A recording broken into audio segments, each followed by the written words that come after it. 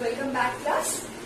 আগের দিন আমরা পড়েছিলাম হিউম্যান রিপ্রোডাকশন চ্যাপ্টারটার ওভাম আর স্পার্মের স্ট্রাকচার, অর্থাৎ দুটো গঠন করেছি, দুটো গ্যামেট এর, আর করেছিলাম কি গ্যামেটোজেনেসিস প্রসিডিউর, অর্থাৎ স্পার্মাটোজেনেসিস আর ওজেনেসিস। যেহেতু আমরা আগেই এই প্রসিডিউর দুটো পড়ে রেখেছি, তাই কিছু টার্মিনোলজির সঙ্গে আমরা অলরেডি পরিচিত। আশা করি তোমরা প্রত্যেকটা প্র্যাকটিস করেছো।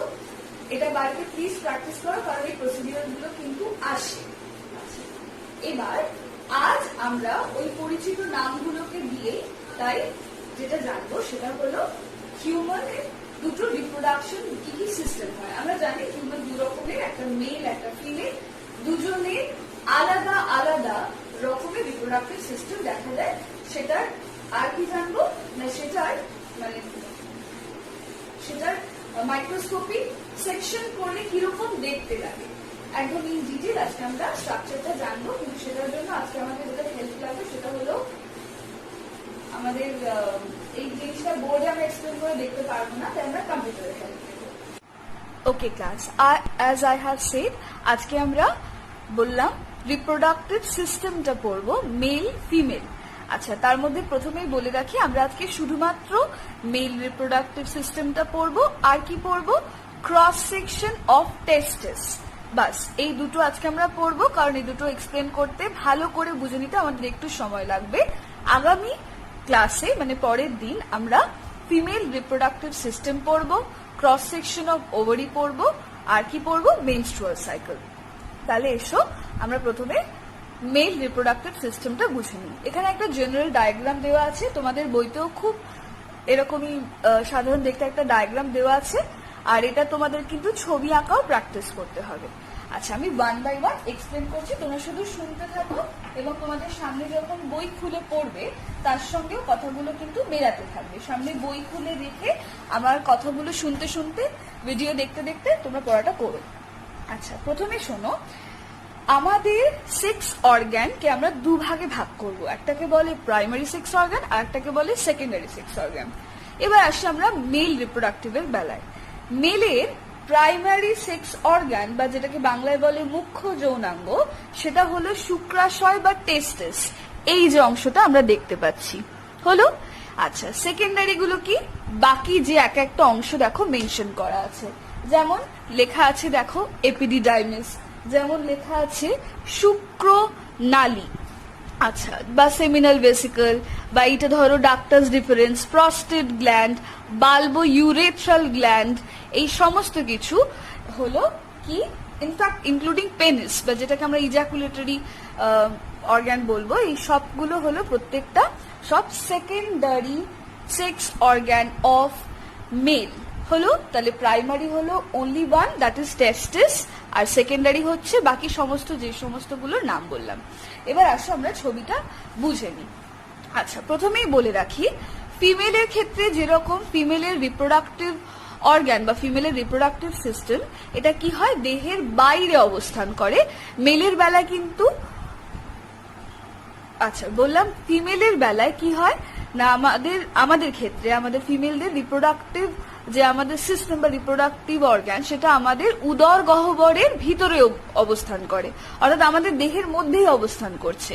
কিন্তু মেলের বেলায় ব্যাপারটা একটু আলাদা। মেলের বেলায় কি হয়? মেলের বেলায় তাদের উদর গহ্বরের বাইরে অবস্থান করে। উদর গহ্বরের অর্থাৎ কিন্তু দেহের বাইরে বলে দিতে পারি না, দেহের সঙ্গে অ্যাটাচ, কিন্তু উদর গহ্বরের বাইরে। টার্মিনোলজিটা মনে রাখবে, উদর গহ্বরের বাইরে। আচ্ছা, কেন? তার কারণ আমাদের নর্মাল বডি টেম্পারেচারের তুলনায় কিন্তু এই যে মেল রিপ্রোডাক্টিভ সিস্টেম, তার বডি টেম্পারেচার একটু হলেও কম হয়। কত কম হয়? মোটামুটি 2 থেকে 3 ডিগ্রি মতো কম হয়। আমাদের নর্মাল বডি টেম্পারেচার হলো 98.4 ডিগ্রি ফারেনহাইট। এর থেকে একটু বেড়ে গেলে আমরা বলি আমাদের জ্বর হয়েছে। আচ্ছা, আর এই যে মেল রিপ্রোডাক্টিভ সিস্টেম যেটা আমরা এঁকেছি, এর টেম্পারেচার 2 থেকে 3 ডিগ্রি কম। আচ্ছা, এবার আসো ওয়ান বাই ওয়ান। প্রথমেই যে জিনিসটা দেখো রয়েছে, এই যে দুদিকে দুটো টেস্টিস। আচ্ছা, এই টেস্টিসটা কোথায় থাকে না, এটা একটা স্যাকের মধ্যে নির্দিষ্টভাবে থাকে। সেই স্যাকটার নাম হলো স্ক্রোটাম স্যাক বা স্ক্রোটাল স্যাক, আমরা স্ক্রোটাম বলবো, স্ক্রোটাম।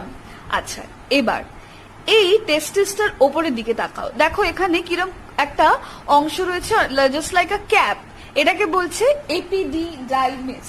হলো? আচ্ছা, এই এপিডিডাইমিস থেকে দেখো তৈরি হয়েছে এরকম দুটো লম্বা লম্বা নালী। এটাকে বলা হয় কি না, এটাকে বলা হয় ডাকটাস ডিফারেন্স বা ভাস ডিফারেন্স। হলো? এইটা গিয়ে মিলিত হচ্ছে কোথায় না, দেখো এটা এই যে বড় মতো অরেঞ্জ কালারের একটা অংশ, এটাকে বলছে ব্লাডার, দ্যাট ইজ মূত্রথলি বা ইউরিনারি ব্লাডার। হলো? এবার দেখো মূত্রথলি বলে এখান থেকে ওপর থেকে দুটো ইউরেটার অর্থাৎ মূত্র নালী এসে যুক্ত হয়েছে। তাহলে প্রথম কি বললাম, টেস্টিস, এই টেস্টিসের ওপরে রয়েছে এপিডিডাইমিস। কোনটার কি ফাংশন আমরা ধীরে ধীরে জানবো, আগে আমরা স্ট্রাকচারটা বুঝি। এর ওপর থেকে এই দুটো ভাস ডিফারেন্স এসে দুদিক দিয়ে এসে প্রথম মিলিত হচ্ছে কোথায় না, এই জায়গাটায় অর্থাৎ ব্লাডারে। এই ব্লাডারটা এবার যুক্ত রয়েছে কার সাথে না, নেক্সট এখানে রয়েছে প্রস্টেট গ্ল্যান্ড, প্রস্টেট গ্ল্যান্ডের সাথে। হলো? আচ্ছা, প্রস্টেট গ্ল্যান্ডটা তারপর দেখো এবার এসে আর একটা ডাক দিয়ে এসে কোথায় যুক্ত হয়েছে, এখানে অর্থাৎ পেনিসে।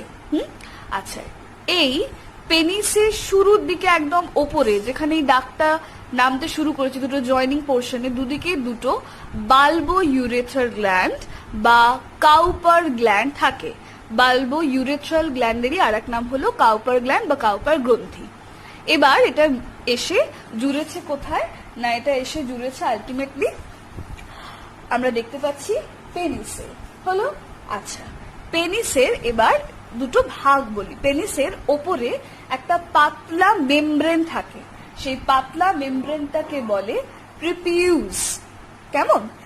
সেই প্রিপিউসটাকে যদি এবার ওঠানো যায় বা প্রিপিউসটার নিচে যেটা থাকে সেটাকে বলে গ্ল্যান্স পেনিস।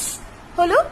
আচ্ছা আচ্ছা, এবার আমরা প্রত্যেকটা যে এক একটা স্ট্রাকচারের এক একটা অংশ, এই এক একটা ডিটেলিং একটু জানবো।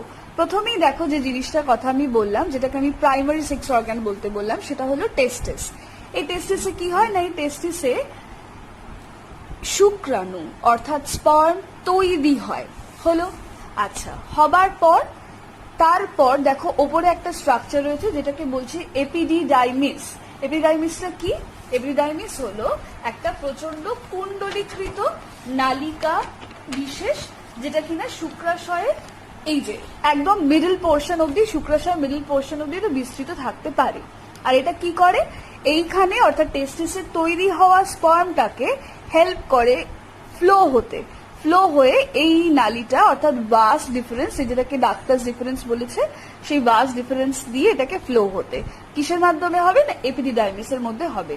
আচ্ছা, এবার এই কুণ্ডলীটা এতটাই কুণ্ডলীকৃত থাকে যে এপিডিডাইমিসের কুণ্ডলীটা মোটামুটি যদি খোলা হয়, মানে যদি ওটা অসম্ভব, খোলা হলে আমরা দেখতে পাবো এটা 6 থেকে 7 মিটার পর্যন্ত লম্বা, এতটাই প্রচন্ড এটা কুণ্ডলীকৃত অবস্থায় থাকে। এবার ভালো কথা, এটা গেল ভাস ডিফারেন্সটা, গিয়ে দেখো আলটিমেটলি মুক্ত হয়েছে কোথায় না, এই যে ইউরিনারি ব্লাডারে। ইউরিনারি ব্লাডারে মুক্ত হলো। মুক্ত হবার পর আমরা কি দেখেছিলাম না, সেটা এবার গিয়ে প্রস্টেট গ্ল্যান্ডে এসেছে। প্রস্টেট গ্ল্যান্ডের পর তার মাধ্যমে এটা আর একটা ডাক্টের মাধ্যমে এসেছে পেনিসে। এই পেনিসকে আমরা বলতে পারি ইউরিনোজেনিটাল ডাক্ট, তার কারণ স্ত্রী দেহে যেরকম জেনিটাল পোর আর ইউরিনারি পোর দুটো আলাদা হয়, মেলের ক্ষেত্রে কিন্তু সেটা নয়। মেলের ক্ষেত্রে তোমরা খেয়াল করে দেখো, এটা হলো ইউরিনারি ব্লাডার অর্থাৎ ইউরিনারি ডাক্টের মাধ্যমে মূত্র যেখান দিয়ে নির্গত হবে, স্পার্ম তো একই পদ্ধতিতে সেই ইউরিনারি ডাক্টের পর প্রস্টেট গ্ল্যান্ডেই প্রবেশ করেছে, সেটাও একই ডাক দিয়ে নির্গত হবে। তাই জন্য আমরা কিন্তু পেনিসকে বলতেই পারি যে এটা হলো ইউরিনোজেনিটাল ডাক্ট অথবা ইজ্যাকুলেটরি ডাক্ট, কারণ আলটিমেটলি সিমেন্টটাও তো এটা দিয়ে রিলিজ হয়। সুতরাং আমরা এটাকে বলতেই পারি এটা ইউরিনোজেনিটাল ডাক্ট। টার্মিনোলজিটা মাথায় রাখবে। আচ্ছা, এবার নেক্সট আমরা যদি এই স্ক্রোটাম অর্থাৎ টেস্টিস যেখানে অবস্থান করে সেটার কথা একটু জানি। আচ্ছা, স্ক্রোটাম জেনারেলি একটা বাচ্চা যখন জেস্টেশন পিরিয়ডে থাকে অর্থাৎ মায়ের গর্ভে, তখন কিন্তু এটা তাদের উদর গহ্বরের ভিতরেই থাকে। হ্যাঁ, এবার জন্মের ঠিক আগে কি হয় সেটা তার উদরগহ্বর থেকে দেহের বাইরে বেরিয়ে আসে। আচ্ছা, এই যে বাল্বো ইউরেথ্রাল গ্ল্যান্ড বা কাউপার গ্ল্যান্ডের কথাটা বললাম, এটায় কি হয়, এখান থেকে একটা ধরনের ফ্লুইড অর্থাৎ তরল নির্গত হয় কখন না ডিউরিং ইন্টারকোর্স, অর্থাৎ সঙ্গমকালে বা ডিউরিং সেক্সুয়াল অ্যারাউজাল, যখন সেক্সুয়ালি অর্থাৎ যৌনভাবে উত্তেজিত হয়ে ওঠে তখন মেল বডি থেকে পার্টিকুলারলি এই গ্ল্যান্ডটা থেকে প্রস্টেট গ্ল্যান্ড থেকে এক রকমের ফ্লুইড কিন্তু নির্গত হয়, যেটা কি করে না এই পেনিস রিজিয়নটাকে আরো পিচ্ছিল করে তোলে, আরো স্লিপারি করে তোলে। হ্যাঁ, আচ্ছা, এবং আমি যেটা বললাম ওপরের মনে রাখবে লেয়ারটাকে বলে প্রিপিউস আর নিচের যে বাকি অংশটা সেটাকে বলে গ্ল্যান্স পেনিস। এটার যদি আমি আর একটা খুব ইজি ছবি তোমাদেরকে দেখাই, এই ছবিটা তো তোমাদের বইতে আছে, আর একটা যদি ছবি দেখাই তাহলে এটা হবে এই ছবিটা। একই রকম দেখো এক্সপ্লেন করছি, টেস্টিস দুটো দুদিকে রয়েছে, আচ্ছা পেনিসের মধ্যে রয়েছে। আচ্ছা, নেক্সট কি হচ্ছে, এই যে দুটো স্ক্রোটাম স্যাক বা যেটাকে থলি বললাম তার ওপরে রয়েছে দুটো টেস্টিসের দুদিকে এপিডিডাইমিস। আচ্ছা, এই ইউরেথ্রাটা কোনটা, ইউরেথ্রাটা হলো ওই যেটা ইউরিনোজেনিটাল ডাক্ট অর্থাৎ পেনিসের মধ্যের এই ডাক্টটা, ওটাকেই বলছে। আচ্ছা, আর কি, তার উপরে রয়েছে ইরেকটাইল টিস্যু, মানে যেটা কিনা ইরেকশনে হেল্প করছে। হ্যাঁ, আচ্ছা, তারপর দেখো এখান থেকে দুদিক থেকে দুটো ভাস ডিফারেন্স তৈরি হয়েছে, ডিফারেন্স কিন্তু তৈরি হয়ে সেই ব্লাডারেই প্রবেশ করেছে এবং আলটিমেটলি প্রস্টেট গ্ল্যান্ড হয়ে এইভাবে নিঃসৃত হয় বা ইজাকুলেশন হয় অর্থাৎ দেহ থেকে নিক্ষেপিত হয়। তাহলে আমরা কি বুঝলাম, স্পার্ম টেস্টিসে উৎপন্ন হবে, বাস ডিফারেন্স দিয়ে এইভাবে উল্টো পথে গিয়ে তারপর ব্লাডারে প্রবেশ করবে, ব্লাডার থেকে তারপর ইউরেথ্রার মাধ্যমে অর্থাৎ ইজাকুলেটরি ডাক্টের মাধ্যমে বা যেটাকে বলছি penis that having the ejaculatory duct, সেটার মাধ্যমে দেহের বাইরে নিক্ষেপিত হবে। আচ্ছা, আমরা আর একবারটি এটার সাইড ভিউ যদি দেখে নি, তোমাদের বইতে রয়েছে, তবু আমি আরেকবার এক্সপ্লেন করে দিই। দেখো সাইড ভিউ থেকে দেখলে this is the scrotum sac. আচ্ছা, স্ক্রোটাম স্যাকের ভেতর রয়েছে টেস্টিস, পিঙ্ক কালারেশন করে এটাকে দেখানো রয়েছে। তার মধ্যে থেকে দেখো এরকম তোমরা ছবিতে ডিপ রেড কালারে দেখতে পাচ্ছ দুটো কি রয়েছে, এপিডিডাইমিসের মতো একটা ক্যাপ পোর্শন এপিডিডাইমিস রয়েছে। তারপর এখানে ভাস ডিফারেন্সটা দেখো, নালীটা আস্তে আস্তে উঠেছে, ভাস ডিফারেন্সটা হয়েছে, হয়ে এবার আলটিমেটলি এটা কোথায় প্রবেশ করেছে না ব্লাডারে হলো, এই যে ব্লাডারটা নেমেছে আর এখান থেকে এটা গেছে। আচ্ছা, এটা কি প্রস্টেট গ্ল্যান্ড, এই অরেঞ্জ কালারের যে জিনিসটা দেখতে পাচ্ছ দুটো কমন একই সাথে জুড়েছে, তাহলে হলো না ইউরিনেশন আর এখান থেকে ভাস ডিফারেন্স যেটা দিয়ে যাবে সিমেন্ট, দুটো একই পথে মিলিত হলো, মিলিত হয়ে আলটিমেটলি দেখো এই জায়গাটা এখান থেকে কি হচ্ছে না আস্তে আস্তে আমরা দেখতে পাচ্ছি গিয়ে ইউরেথ্রার মধ্যে দিয়ে এটা আলটিমেটলি পেনিসের মাধ্যমে দেহের বাইরে নিক্ষেপিত হচ্ছে। এবার যদি আমরা এটার ব্যাক পোর্শনটা দেখি তাহলে কি দেখো, ব্লাডার সাইড ভিউ দেখছি যেহেতু আমরা, ব্লাডারের পেছন দিকে কি রয়েছে, আচ্ছা অ্যানাস, আর তার এই ওপরের অংশটা হলো অফকোর্স রেকটাম, তারও পেছন দিকে দেখো এটা হচ্ছে আমাদের যে ভার্টিব্রাল কলাম, যেটা এটা একদম লাস্ট রিজিয়নটা যেটাকে আমরা কক্সিস বলি। So this is the coccygeal region, মেরুদণ্ড যেটাকে বলি, একদম লাস্ট পোর্শন কক্সিজিয়াল রিজিয়ন হলো। তাহলে আমরা ফ্রন্ট ভিউটাও একদম ভালো করে একবার বুঝে গেছি। আচ্ছা, এটা একদম ইজি ছবি আর এটা একটা হালকা ডায়াগ্রাম মতো, এটা হাতে আঁকতে পারো, এটাও আঁকতে পারো, যে কোনো যেটা তোমাদের ইচ্ছা।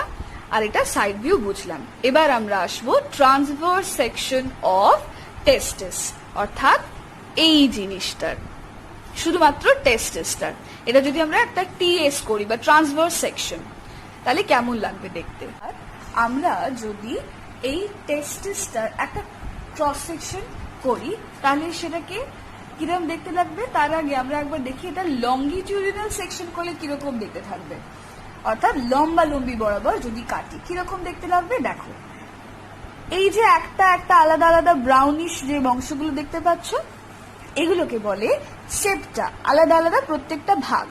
এবার প্রত্যেকটা সেপ্টার ভেতর খেয়াল করো সেমিনিফেরাস টিউবিউল বলে এরকম কত কুণ্ডলীকৃত এক একটা অংশ রয়েছে। তাহলে কি বললাম, সেপ্টা এক একটা ভাগ, তার মধ্যে রয়েছে এক একটা কুণ্ডলীকৃত অবস্থায় সেমিনিফেরাস টিউবিউল। এই কুণ্ডলীকৃত অংশটা সেমিনিফেরাস টিউবিউলের ক্রমশ একটা জায়গায় গিয়ে দেখো ক্রমশ সরু হয়েছে। সরু হবার ফলে এই জায়গাটাকে আমরা বলবো তাহলে প্রথমে সোজা বা স্ট্রেট টিউবিউল, তারপর গিয়ে এটা এই পার্টিকুলার জায়গাটায় দেখো একটা জালিকা সৃষ্টি করেছে, রেটি টেস্টিস বলছে এই জায়গাটাকে। যে কোনো কিছু জালিকাকৃত হলে সেটাকে আমরা রেটিকিউলাম শব্দটা ব্যবহার করি। তো এক্ষেত্রে টেস্টিসের এই পার্টিকুলার টিউবিউলার এই অংশটা জালিকাকৃত হয়, তাই এটাকে আমরা বলছি রেটি টেস্টিস। এবার এই রেটি টেস্টিস এতটা অব্দি তো শেষ হলো। আমরা কি দেখেছিলাম, টেস্টিসের মাথার কাছে রয়েছে কি, এপিডিডাইমিস। ওই জন্য দেখো এটাকে লিখেছে হেড অফ এপিডিডাইমিস, এই যে পুরো জায়গাটা। তাহলে রেটি টেস্টিস গিয়ে আলটিমেটলি মুক্ত হচ্ছে কোথায়, না এপিডিডাইমিসে। হলো কি করছে এটা, এই সেমিনিফেরাস টিউবিউল বা রেটি টেস্টিসের মধ্যে হচ্ছে এটা কি না, স্পার্ম গুলো পরিবহন হচ্ছে। হ্যাঁ, আচ্ছা, হবার পর এবার এপিডিডাইমিসের এই অংশটা থেকে গিয়ে আলটিমেটলি এইভাবে উঠে কিন্তু সেটা অবশেষে ডাক্টাস ডিফারেন্স অর্থাৎ বাস ডিফারেন্সে গিয়ে প্রবেশ করছে। তাহলে কি দেখলাম, স্পার্মগুলো সেমিনিফেরাস টিউবিউলে তৈরি হলো, তৈরি হয়ে রেটি টেস্টিস ক্রস করলো, রেটি টেস্টিসের পর তারপর এই জায়গাটায় অর্থাৎ ডাক্টাস ডিফারেন্স বা বাস ডিফারেন্সে প্রবেশ করলো। হলো, আচ্ছা, এবার এই যে আমি এই যে জায়গাটা বললাম, এই অংশটা, এই যে স্ট্রেট টিউবিউলের অংশটা, এই যে সেমিনিফেরাস টিউবিউলের কুণ্ডলীটা শেষ হচ্ছে আর রেটি টেস্টিসটা শুরু হচ্ছে, এই জায়গাটাকেই বলা হয় কি না ভাসা ইফারেন্সিয়া। দুটো টার্ম তাহলে আমরা আজকে শিখলাম। এই নালীটাকে বলছে বাস ডিফারেন্স, আর এই যে রেটি টেস্টিসের ঠিক এই জায়গাটা এটাকে বলছে ভাসা ইফারেন্সিয়া। এটা কি করছে না এপিডিডাইমিসে ট্রান্সফার করতে হেল্প করছে। কাকে না শুক্রাণুকে। আমরা যদি এই টেস্টিসের একটা ট্রান্সভার্স সেকশন করি, এর আগে আমরা লঙ্গিটিউডিনাল সেকশন দেখেছিলাম অর্থাৎ লম্বা বরাবর, এবার বলছি ট্রান্সভার্স অর্থাৎ আড়াআড়ি। যদি আমরা এটাকে ভাগ করি, ট্রান্সভার্স একটা সেকশন করি, সেটা ল্যাবরেটরিতে করা হয় এবং করবার পর এটাকে না কিছু ডাই বা কিছু কালার দিয়ে এরকম সুন্দরভাবে রঞ্জিত করতে হয়। করবার পরে এটা ল্যাবরেটরিতে করা যায়, কলেজ স্টুডেন্টরা জেনারেলি করে থাকে। তো করলে দেখা যাবে এই টেস্টিসটা তখন এরকম একটা হালকা পিঙ্কিশ কালার হয়ে যায়। এগুলোর জন্য আলাদা আলাদা ডাই ইউজ করা যায়, এগুলোর নাম পরের দিন আমরা জানবো। আচ্ছা, তাহলে দেখো দেখা যাচ্ছে আমরা একটা সেকশন পেয়েছি। একদম ওপর থেকে যদি শুরু করি তাহলে কি দেখা যাবে, আমরা জানি টেস্টিসের আবরণীকে বলে টিউনিকা অ্যালবুজিনিয়া। সেটার আবার 3টে লেয়ার আছে, তাই তো? একটাকে বলে কি না অন্তস্থ, মধ্যস্থ আর বহিস্থ, 3টে ভাগ। তো এই হলো টিউনিকা অ্যালবুজিনিয়ার লেয়ারটা। এবার দেখো, তারপর দেখো এই যে গোল গোল এই যে এক একটা অংশ তোমরা দেখতে পাচ্ছ, এগুলোই হলো এক একটা সেমিনিফেরাস টিউবিউল। প্রচুর কুণ্ডলী দেখেছো তো, এই এক একটা কুণ্ডলী হচ্ছে আলাদা আলাদা। আর কুণ্ডলীর মধ্যে এই যে সাদা ফাঁকা অংশটা, সেটা হচ্ছে এই জায়গাটা আর কি স্পার্মটা তৈরি হয়, সেটা আমরা আসছি ধীরে ধীরে। এবার দেখো সেমিনিফেরাস টিউবিউলের মাঝে দেখো এই গোলগুলোর মাঝে, ক্রস সেকশন গুলোর মাঝে যে ফাঁকা অংশটা, অনেকটা ওই সেই দুটো কোষের মাঝে বা 3টে কোষের মাঝে কোষান্তর রন্ধ্র মতো যে জায়গাটা। তাহলে এই সেমিনিফেরাস টিউবিউল গুলোর মাঝে যে অংশটা থাকে সেখানে কি থাকে না দেখো লেখা আছে কনভলিউটেড সেমিনিফেরাস টিউবিউলের মাঝে লেখা আছে ইন্টারস্টিশিয়াল টিস্যু, বা এখানে থাকে ইন্টারস্টিশিয়াল সেল অফ লেডিগ, বা যেটাকে আমরা বলি লেডিগের আন্তঃকোষ। হলো, আচ্ছা, এবার যদি আমরা একটু এটা আর একটা কোনো সিম্পল ডায়াগ্রাম দেখে নিই তাহলে কিরকম লাগবে এটাকে দেখতে। আমরা সেমিনিফেরাস টিউবিউলটা ডিরেক্ট একটা সুন্দর সেকশন দেখছি। এবার এই এক একটা সেমিনিফেরাস, এই যে টিউবিউলটা তোমরা দেখলে এক একটা সেমিনিফেরাস টিউবিউল, এটার একটা সেকশন আমরা যদি দেখি, যদি আমরা হাতে আঁকি তখন আমাদেরকে এরকম একটা স্ট্রাকচার আঁকতে হবে। দেখো এটা আমি এক্সপ্লেন করছি, তোমরা শুধু শুনতে থাকো আর বইয়ের সঙ্গে মেলাবে। একদম বাইরের লেয়ারটাকে বলছে জার্মিনাল এপিথেলিয়াম, একদম বাইরে, যে কোনো কিছুর বাইরের আবরণীকে এপিথেলিয়াম বলে। যেহেতু এটা জার্ম সেলের কথা হচ্ছে তাই জার্মিনাল এপিথেলিয়াম। মাঝখানে দেখতেই পাচ্ছ লেডিক সেলগুলো রয়েছে। আচ্ছা, তারপরে দেখো এরকম লম্বা লম্বা গম্বুজের মতো মাথা উঁচু করে রয়েছে কতগুলো সার্টোলি সেল। হলো, এবার আসো আগের দিন স্পার্মাটোজেনেসিস পদ্ধতিটা আমরা কেন আগে পড়েছি এবার বুঝতে পারবে। প্রথম দেখো একদম বাইরের দিকে রয়েছে সব থেকে আদি কোষ, যেটা আদি শুক্রকোষ বা স্পার্মাটোগোনিয়াম। তারপর এটার পর ভিতর দিকে রয়েছে কি প্রাইমারি স্পারমাটোসাইট। দেখো ফার্স্ট লেয়ার এটা হলো, যত ভিতরে যাচ্ছি তত কিন্তু আমি ডিভিশনটা পাচ্ছি, প্রাইমারি স্পারমাটোসাইট। তারপরে লেয়ারে রয়েছে সেকেন্ডারি স্পারমাটোসাইট, আর একদম ভিতরে রয়েছে কি না স্পারমাটিড, আর একদম ভিতর লাস্ট এই অংশটা কি রয়েছে না পরিণত শুক্রাণু বা স্পারমাটোজোয়া। এটার যদি আমরা একটু কালারফুল একটা ডায়াগ্রাম দেখি তাহলে কি দেখতে পাবো, দেখো আবার বলছি একই জিনিস, সেমিনিফেরাস টিউবিউল, মাঝখানে রয়েছে লেডিক সেল বা ইন্টারস্টিশিয়াল সেল যেটাকে বলছি, আর অবশ্যই কিছু কানেক্টেড টিস্যু যেটা দিয়ে টিস্যুগুলো একটার সঙ্গে একটা কানেক্টেড থাকবে, অবশ্যই ব্লাড ভেসেলও থাকে। আচ্ছা, আর কি হয়, এই যে বললাম গম্বুজের মতো উঁচু উঁচু রয়েছে মাথা উঁচু করে যে সেলগুলো তাকে বলছে সার্টোলি সেল। এটার একটা বিশেষ ভূমিকা আসছে আমি বলছি।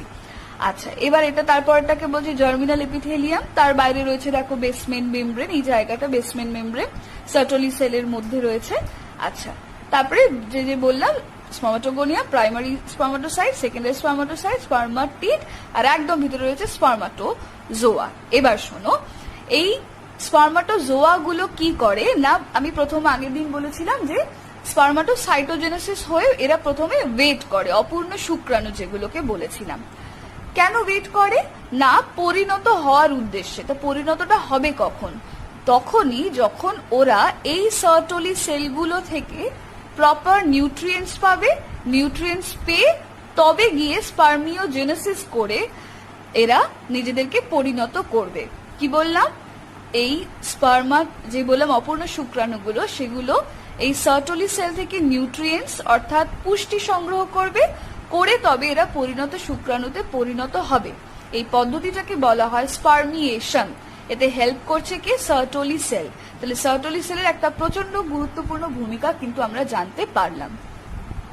আমরা আসবো না কতগুলো অ্যাবনর্মালিটি বা disorder of mail reproductive system. কি কি অ্যাবনর্মালিটি দেখা যেতে পারে। প্রথম এসো, যদি এই যে টেস্টিস, এই টেস্টিসটা আমি প্রথমেই কি বললাম উদর গহ্বরের ভিতর থাকে, জন্মের পূর্বে এটা উদর গহ্বরের বাইরে বেরিয়ে আসে, তাই তো।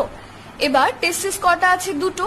যদি এই দুটো টেস্টিসের দুটোই উদর গহ্বরের ভিতরেই রয়ে যায় এবং দেহের বাইরে অর্থাৎ উদর গহ্বরের বাইরে এটা না আসে, তখন এই রকম একটা অপ্রকৃতস্থ যে অবস্থা তৈরি হয়, একটা ডিসঅর্ডার বা অ্যাবনর্মালিটি তৈরি হয়, এটাকে বলে ক্রিপ্টরকিডিজম। হলো কি বললাম, দুটো টেস্টিসে যদি উইদিন বডি রয়ে যায়। আচ্ছা, এবার যদি একটা টেস্টিস হয়তো দেহের বাইরে এলো আর একটা দেহের ভিতরেই রয়ে গেল, এমত অবস্থাকে বলে মোনো অর্কিডিজম। ক্রিপ্টো কথার অর্থ হিডেন, অর্কিড কথার অর্থ, এখানে অর্কিডকে টেস্টিস বলা হচ্ছে, অর্থাৎ যদি পুরোপুরি হিডেন রয়ে যায়, দুটোই হিডেন রয়ে যায় তাহলে ক্রিপ্টরকিডিজম, আর যদি যে কোনো একটা রয়ে যায় টেস্টিস উইদিন উদর গহ্বর তাহলে সেটাকে আমরা বলবো মোনো অর্কিডিজম। নেক্সট আমরা আর কি নাম জেনেছি না, একটা রয়েছে দেখো তোমাদের বইতেই রয়েছে হাইড্রোসেল। এক্ষেত্রে কি হয়, ওই যে আমরা এঁকেছিলাম না ভাজাইনালিস বা বাস ডিফারেন্স, ওখানে যদি বেশি বেশি ফ্লুইড সঞ্চয় হতে থাকে তাহলে কি হবে, একটা সময় পর টেস্টিস দুটো ফুলে যাবে। আচ্ছা, আর কি হয় দেখো রয়েছে হিমারয়েড। এখানে কি হয়, ওই যে সংবহনকারী শিরা যেগুলো হেল্প করছিল টেস্টিসে যাওয়ার জন্য, সেই জায়গাটা যদি এরকম ফুলে যায় তাহলে হতে পারে। আচ্ছা, আর তোমরা প্রস্টেট গ্ল্যান্ডটা দেখতেই পাচ্ছ, এই যে গ্ল্যান্ডটা মাঝখানে রয়েছে, এই যে প্রস্টেট গ্ল্যান্ডটা, এই প্রস্টেট গ্ল্যান্ডটাতে অনেক সময় ক্যান্সার দেখা যায়, তাকে বলে প্রস্টেট ক্যান্সার। এছাড়াও ইম্পোটেন্সি রয়েছে, প্রপার সিমেন রিলিজ না হওয়া। আচ্ছা, মানে ডিউরিং সেক্সুয়াল অ্যারাইজাল বা ইন্টারকোর্স যদি শিশ্ন অর্থাৎ পেনিস ঠিকঠাক ওয়ার্ক না করে বা সেক্সুয়াল অ্যারাউজাল না হয়। আচ্ছা, আর কি হতে পারে, হার্নিয়া। আর একটা হতে পারে মনে রাখবে বিনাইন প্রস্টেটিক হাইপারট্রফি। হাইপার কথার অর্থ অতিরিক্ত, বেশি বেশি। হ্যাঁ, আচ্ছা, তাহলে এতগুলো তোমরা অ্যাবনর্মালিটি যেগুলো বইতে রয়েছে প্রত্যেকটাই ভালো করে খুঁটিয়ে পড়ে রাখো। লাস্ট আজকে আমরা আসবো hormonal control of mail reproductive system বলে আমরা আমাদের চ্যাপ্টারটা শেষ করব। একটা ছোট্ট কথা বলে রাখি, সেটা হলো যে এই যে আমরা ক্রস সেকশনটা দেখেছিলাম, এই যে জিনিসটার কথা বলেছিলাম সার্টোলি সেল, সার্টোলি সেল অবশ্যই একটা বললাম যে কি করে না স্পার্মকে ম্যাচিওর হতে হেল্প করে, যে পদ্ধতিটা বললাম স্পার্মিয়েশন। আর কি হেল্প করে না এবিপি, আনন্দবাজার পত্রিকা নয়, এটা ফুল ফর্ম হলো androgen binding protein. Androgen binding protein বা এবিপি বলে একটা গ্লাইকোপ্রোটিন এ তৈরি করে। হ্যাঁ, এই সার্টোলি কোষ কোথায় না এই একদম সেমিনিফেরাস টিউবিউলের মধ্যে। যেটা কি করে না, এই যে লেডিগের সেল, এই লেডিগের সেলে তৈরি হয় কি, লেডিগের আন্তঃকোষ যেটাকে বলছে, সেখানে তৈরি হয় টেস্টোস্টেরন হরমোনটা। এই টেস্টোস্টেরন হরমোনটা তাহলে ভাবো যখনই তৈরি হচ্ছে বেরিয়ে যাচ্ছে, যখনই তৈরি হচ্ছে সোজা ওখানে বাস ডিফারেন্স দিয়ে বেরিয়ে যাচ্ছে, সেটা তো সম্ভব না। তো এই যে বললাম সার্টোলি সেল থেকে তৈরি হয় এবিপি বা অ্যান্ড্রোজেন বাইন্ডিং প্রোটিন, এই কি করে না এই লেডিগের আন্তঃকোষে সৃষ্ট টেস্টোস্টেরন যে হরমোন, সেই হরমোনটাকে কি করে না ক্ষরণে সাহায্য করে, মানে সিক্রেট হতে। এবং সেটা কখন না প্রপার টাইমে, সব সময় কিন্তু নয়। হ্যাঁ, তাহলে আচ্ছা, এবং এটা কখন হয় এই ক্ষরণটা না ডিউরিং পিউবার্টি স্টেজ। আগের দিন আমরা পড়েছি যে ছেলেদের পিউবার্টি কখন আসে না 13 বা 14 ইয়ার্স যখন হয় বয়ঃসন্ধি কালটা, তখন তাদের আসে। এবং তখন থেকে মোটামুটি এদের টেস্টোস্টেরন সিক্রেশন কিন্তু শুরু হয়ে যায়। এবার লাস্ট আজকে আমরা কন্ট্রোলটা পড়ে আমাদের পড়াটা শেষ করব। দেখো, আমরা জানি কি না হাইপোথ্যালামাস অর্থাৎ আমাদের যেটাকে আমরা বলেছিলাম কি না মাস্টার গ্র্যান্ড মাস্টার, যেটাকে বলেছিলাম মানে মাস্টার অফ মাস্টার গ্ল্যান্ড। আচ্ছা, সর্বোচ্চ প্রভুগ্রন্থি, সেখান থেকে আমাদের সিক্রেট হচ্ছে জিএনআরএইচ বা গোনাডোট্রপিন রিলিজিং হরমোন। জিএনআরএইচ হচ্ছে গোনাডোট্রপিন রিলিজিং হরমোন। সিক্রেট হলো, সেটা সিক্রেট হয়ে কি করছে অ্যান্টেরিয়র পিটিউটারিতে আসছে। অ্যান্টেরিয়র পিটিউটারি থেকে দুটো হরমোন রিলিজ হয়, একটাকে বলে এফএসএইচ বা ফলিকল স্টিমুলেটিং হরমোন, অর্থাৎ আলাদা আলাদা ফলিকলকে এ আর কি স্টিমুলেট করবে। আর একটা হলো এলএইচ বা লিউটিনাইজিং হরমোন, বা এর আর একটা নাম হলো ICSH interstitial sell stimulating hormone, ICSH হলো। এফএসএইচটা পার্টিকুলারলি সার্টোলি সেলকে উদ্দীপিত করবে, আর এলএইচটা লেডিক সেলকে উদ্দীপিত করবে। করবার পর কি হবে, সার্টোলি সেল করবে স্পার্মাটোজেনেসিস। অলরেডি আমি বললাম সার্টোলি সেল থেকে এবিপিটা বেরোবে। এবিপি কি করবে না এই টেস্টোস্টেরনটা ক্ষরণে হেল্প করলো লেডিক সেল থেকে, যেটা সিক্রেট হলো, এবং আলটিমেটলি দুজনে মিলে স্পার্মাটোজেনেসিসটা ঘটাবে। এবার এই সার্টোলি সেল থেকে আর এক ধরনের সেল কিন্তু সিক্রেট হয়, আর এক রকমের সেল না সরি আর এক রকমের আর কি ফ্যাক্টর, বা সেটা কি সেটা হলো ইনহিবিন, মানে যেটা বাধা প্রদান করবে। যখন অতিরিক্ত টেস্টোস্টেরন সিক্রেট হয়ে অতিরিক্ত স্পার্মাটোজেনেসিস করতে শুরু করছে, অর্থাৎ বেশি বেশি পরিমাণে স্পার্ম প্রোডাকশন হচ্ছে, তখন কি করবে না তখন ইনহিবিন গিয়ে সোজা অ্যান্টেরিয়র পিটিউটারিকে একটা নক করবে। আচ্ছা, অথবা এটা টেস্টোস্টেরনও করতে পারে। টেস্টোস্টেরনও কিন্তু ডিরেক্ট গিয়ে যখন অতিরিক্ত দেখছে টেস্টোস্টেরন ক্ষরণ হচ্ছে, অ্যান্টেরিয়র পিটিউটারিকে নক করবে। কিভাবে? একটা নেগেটিভ ফিডব্যাক দিয়ে, জন্য আমরা মাইনাস করেছি।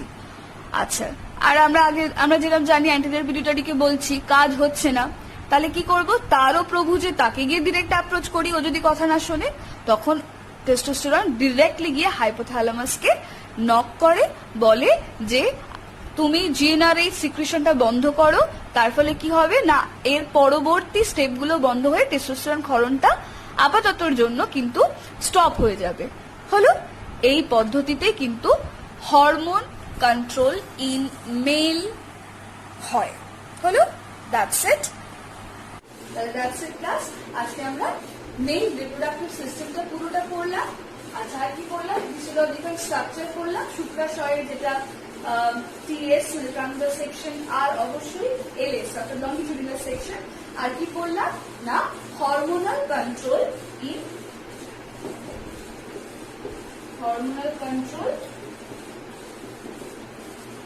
Mail reproductive system. আর কথাটা লিখছিলাম। তাহলে আজকে আমরা পুরোপুরি জননতন্ত্র এবং তার হরমোনাল কন্ট্রোল এবং ফিজিওলজিক্যাল স্ট্রাকচার অফ টেস্টিস পুরোটা কমপ্লিট করে ফেললাম। নেক্সট দিন আমরা বলে দিচ্ছি এখন থেকে কি করবো, আমরা মেল হয়ে গেল তাহলে ফিমেল করবো। ফিমেলের ফিজিওলজিক্যাল যে স্ট্রাকচার অর্থাৎ ওভারি ক্রস সেকশন করলে সেটা কিরকম দেখতে লাগে করবো। আচ্ছা, আর হরমোনাল কন্ট্রোল করবো, আর তার সঙ্গে অতিরিক্ত দারুণ একটা ইন্টারেস্টিং জিনিস, সেটা হলো মেনস্ট্রুয়াল সাইকেল বা যেটাকে আমরা রজতচক্র বলি, সেটা করবো। কেমন? Thank you, class.